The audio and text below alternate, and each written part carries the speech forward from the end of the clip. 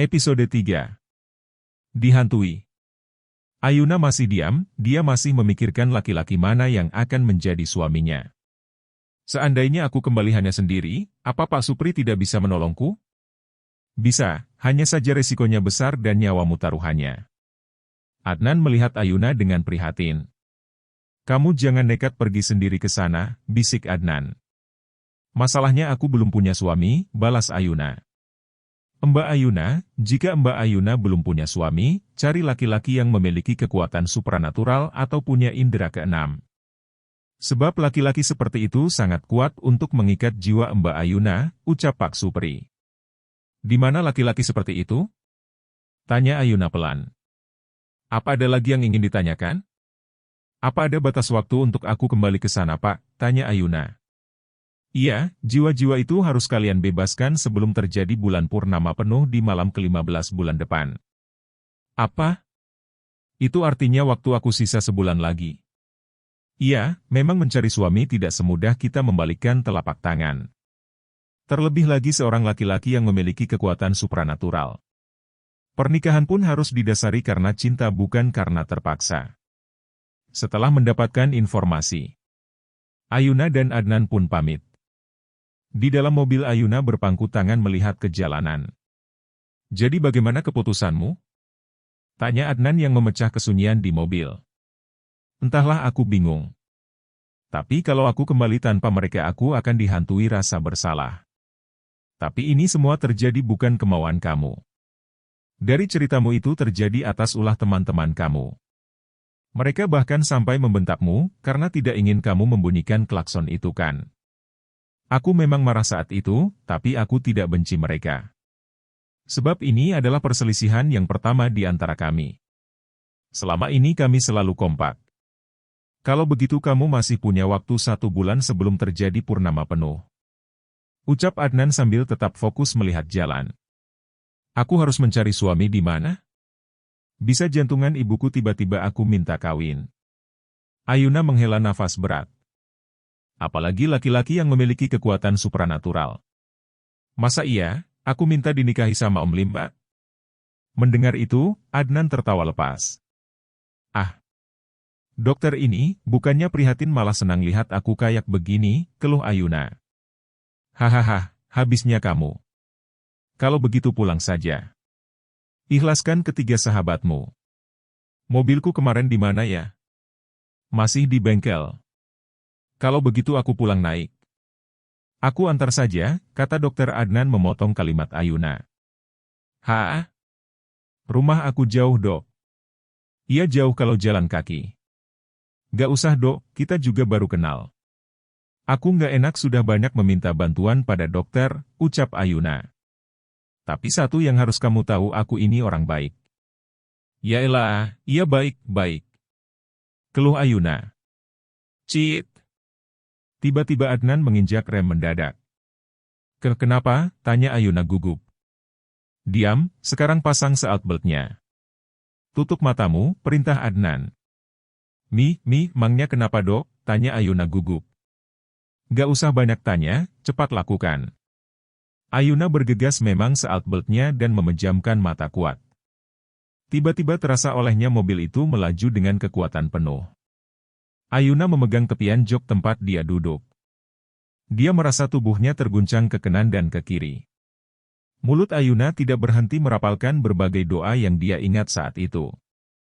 Tiba-tiba terdengar olehnya suara tawa khas sang kuntilanak disertai suara wanita memanggil namanya. Ayuna. Kamu mau ke mana? Hihihi, akan kuikuti dirimu. Hihihi. Keringat dingin membanjiri keningnya. Ingin rasanya Ayuna membuka matanya melihat sosok yang memanggilnya. Rasa penasaran. Itu membuat Ayuna membuka matanya. Nafasnya tercekat ketika nampak di depannya sosok kuntilanak dengan rambut panjang, wajah pucat dan bola mata yang berdarah. Sosok itu tersenyum menyeringai ke arahnya. Wah! Pergi, teriak Ayuna. Itu semakin nyaring terdengar. Membuat bulu kuduk Ayuna merinding. Dokter Adnan terlihat membaca doa lalu menyapu wajah Ayuna. Seketika sosok makhluk mengerikan itu tidak nampak di pandangan Ayuna. Cit! Bunyi suara rem mendadak dari mobil yang dikendarai oleh Adnan. Kini mereka sudah berada di halaman rumah sakit. Keduanya bersandar ke belakang dengan nafas yang tersengal-sengal. Aku kan sudah bilang, jangan buka mata. Kenapa kamu buka? Protes Dokter Adnan. Maaf, aku penasaran pengen lihat. Baru begitu saja kamu sudah teriak ketakutan. Belum kamu temui makhluk-makhluk tak kasat mata yang sosok mereka lebih mengerikan lagi. Kamu yakin masih mau menyelamatkan teman-temanmu? Terus, apa yang harus aku katakan pada orang tua mereka, Dok? Aku bingung, Hiks. Kalau begitu tidak ada jalan lain. Kamu harus menikah untuk bisa menyelamatkan teman-temanmu. Kalau laki-laki yang dikatakan Pak Supri itu ada, aku mau menikah. Tapi tidak ada, aku harus cari di mana? Dokter Adnan tidak menjawab, dia lalu mengajak Ayuna turun. Namun, gadis berlesung pipit itu masih terdiam di tempatnya. Menyadari Ayuna yang belum turun dari mobil, Dokter Adnan membuka pintu mobil Ayuna. Kenapa nggak turun? Ayuna tidak menjawab, dia masih terdiam sambil memandang ke depan. Adnan kemudian mengguncang bahu gadis itu. Seketika Ayuna tersadar, kemudian menoleh ke arah Adnan. Ayo turun, ajak Adnan. Ngapain turun di rumah sakit? Kamu memangnya mau kemana? Aku mau ke bengkel tempat mobilku diperbaiki. Mobilmu mungkin belum selesai. Ayuna menarik nafas panjang lalu turun dari mobil. Adnan mengikuti langkah Ayuna yang masuk ke rumah sakit. Dok, ada pasien kecelakaan di ruang UGD, ucap suster ketika melihat Dokter Adnan datang. Baik, aku segera ke sana, Sus, ucap Dokter Adnan. Suster itu kemudian kembali ke ruang UGD, Dokter Adnan menoleh ke arah Ayuna. Kamu duduk di situ dulu. Jangan kemana-mana. Aku nggak lama. Atau kamu ke kantin saja, nanti aku nyusul. Aku duduk di sini saja, Dok, jawab Ayuna. Ya sudah. Aku masuk dulu. Ayuna memandang punggung Dokter Adnan sampai menghilang ketika masuk ke ruang UGD. Dokter itu punya kekuatan supranatural, apa dia mau menikah denganku? Atau jangan-jangan dia sudah menikah? Nggak mungkin juga dia mau menikah denganku. Buktinya dia diam saja saat Pak Supri menyuruh aku mencari laki-laki yang punya kekuatan supranatural. Hehehe, ngarep banget aku, dapat suami tampan, dokter pula kayak dia. Sadar Yuna, sadar. Ayuna berucap sambil memikirkan kata-kata Pak Supri. Terus kenapa aku mau disuruh nunggu sama dia? Dia aja sudah nggak bisa bantu aku lagi. Ayuna tersadar lalu beranjak dari duduknya. Dia melangkah ke kamar tempat teman-temannya berada. Maaf Mbak, kata Dokter Adnan, tidak ada yang boleh masuk ke dalam, ucap seorang bapak yang menjaga di pintu. Aku hanya ingin lihat teman-temanku. Mbak bisa lihat dari balik kaca jendela saja. Soalnya kalau masuk bahaya. Ayuna bergegas melangkah ke depan kaca jendela. Dari balik jendela itu dia bisa melihat ketiga teman-temannya sedang terbaring seperti orang yang sedang tertidur. Tiba-tiba Ayuna mengerutkan dahinya ketika melihat sebuah asap mengepul dari bawah tempat tidur teman-temannya. Ayuna mendekatkan wajahnya ke kaca untuk melihat jelas. Di mana kepulan asap itu membentuk sesosok makhluk tak kasat mata yang mengerikan. Tiba-tiba kepulan asap itu menghilang. Ayuna semakin menempelkan wajahnya ke kaca jendela.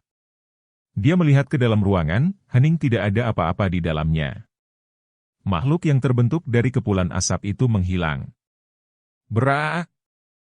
Seketika sosok itu makhluk dengan bola mata yang tergantung keluar dan taring yang tajam serta muka pucat bersama lingkaran di sekitar mata yang hitam muncul tepat di depan wajah Ayuna. Beruntung masih terhalang oleh kaca. Ak!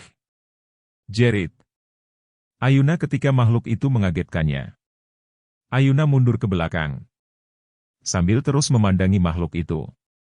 Kemudian dia berlari melewati lorong-lorong rumah sakit. Sambil sesekali menoleh ke belakang memastikan apakah makhluk itu mengikutinya atau tidak. Terdengar suara halus dan panjang memanggil-manggil namanya disertai dengan suara tawa. Ayuna, Ayuna.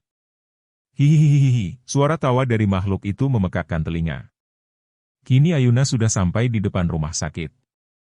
Namun dia terus berlari sambil menutup kupingnya dengan kedua tangannya, akan tetapi suara yang memanggil namanya terus terdengar. Adnan yang baru saja selesai menangani pasien korban kecelakaan, melihat Ayuna yang sedang berlari terbirit-birit karena di belakangnya sedang dikejar oleh sosok sundel bolong, dengan bola matanya yang tergantung di depan wajahnya. Makhluk itu melayang-layang sambil tertawa. Menampakkan bagian belakang yang bolong dan penuh dengan belatung. Ayuna, panggil dokter. Adnan. Namun suara laki-laki itu kalah dengan suara tawa melengking dari makhluk yang mengejar Ayuna. Dokter Adnan mengejar gadis itu, dari jauh sebuah mobil melaju dengan kencangnya. Makhluk itu menahan tubuh Ayuna di tengah jalan. Lepaskan! Ayuna berteriak ingin berlari namun tubuhnya tidak bisa bergerak. Dokter Adnan melihat mobil itu semakin dekat. Dia terus berlari, berusaha ingin menyelamatkan Ayuna. Lepaskan! Makhluk itu tertawa sambil memegang tubuh Ayuna. Allahu Akbar, teriak Adnan seraya meloncat dan memeluk tubuh Ayuna mendorongnya ke samping. Sehingga keduanya jatuh berguling-guling ke tepi jalan. Bersamaan dengan itu mobil pun melintas. Ao, jerit Ayuna ketika merasa sikunya lecet. Adnan membantu Ayuna berdiri. Aku kan sudah bilang jangan kemana-mana. Keras kepala banget sih. Gerutu Adnan. Ayuna tidak menjawab, dia hanya meringis kesakitan dengan luka di siku dan kepalanya. Kamu nggak apa-apa? Tanya Adnan. Ayuna hanya menggeleng. Ayo masuk, aku obati di dalam. Tidak usah dok. Aku tidak apa-apa, hanya lecet sedikit, tolak Ayuna. Kamu sudah makan tadi di kantin? Aku nggak ke kantin. Dok, aku mau pulang saja. Kamu nggak selamatin teman-temanmu? Tanya dokter Adnan. Aku mau mencari laki-laki yang seperti Pak Supri katakan. Kamu yakin bisa mendapatkan dalam waktu singkat? Nggak yakin sih. Tapi aku coba saja dulu. Kalau begitu aku antar. Nggak usah dok. Aku pulang sendiri saja. Terima kasih ya sudah membantuku. Aku titip teman-temanku, pamit Ayuna. Ayuna kemudian menahan taksi dan masuk ke dalamnya. Dasar gadis keras kepala, gerutu Adnan. Di dalam taksi Ayuna mencoba memejamkan matanya. Dia mencoba mengingat teman-teman di kampusnya yang punya kekuatan supranatural. Mbak, sudah sampai di terminal. Ucap Pak Sopir membuat Ayuna membuka matanya. Ayuna lekas membayar dan turun dari taksi. Dia kemudian berjalan ke petugas loket untuk membeli tiket pulang. 5 jam berlalu. Tepat pukul 9 malam Ayuna sampai di rumah kontrakannya bersama teman-temannya. Kontrakan yang terdiri dari 5 kamar ini, dikontrak bersama Ayuna dan teman-temannya. Mereka berasal dari kabupaten yang berbeda dalam satu provinsi untuk kuliah di kota besar. Mereka sengaja mengontrak rumah, agar saat orang tua mereka datang berkunjung lebih leluasa dan nyaman dibanding di sepetak kos. Ayuna membersihkan dirinya, lalu berbaring di kamarnya. Dia mencoba memejamkan matanya, untuk beristirahat. Ayuna!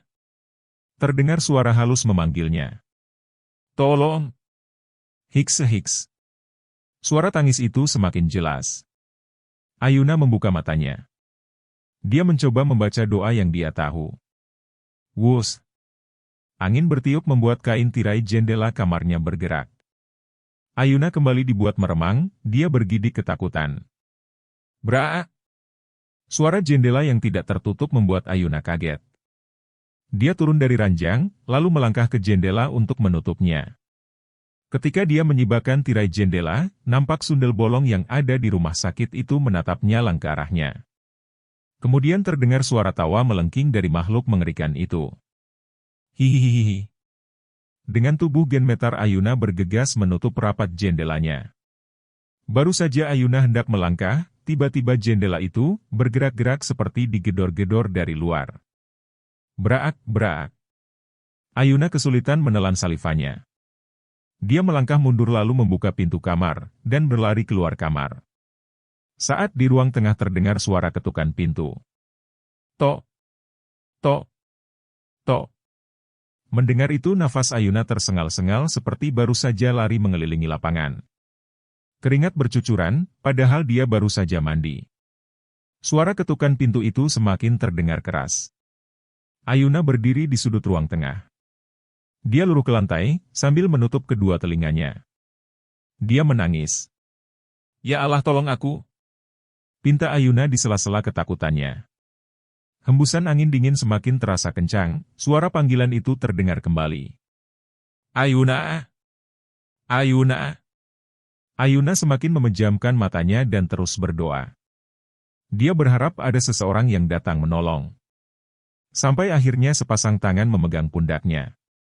"Akah!" jerit Ayuna seraya menendang makhluk di depannya. "Bruk! Au!" Ayuna membuka matanya ketika mendengar suara jerit seseorang yang dia kenal. "Dokter Adnan?" bersambung.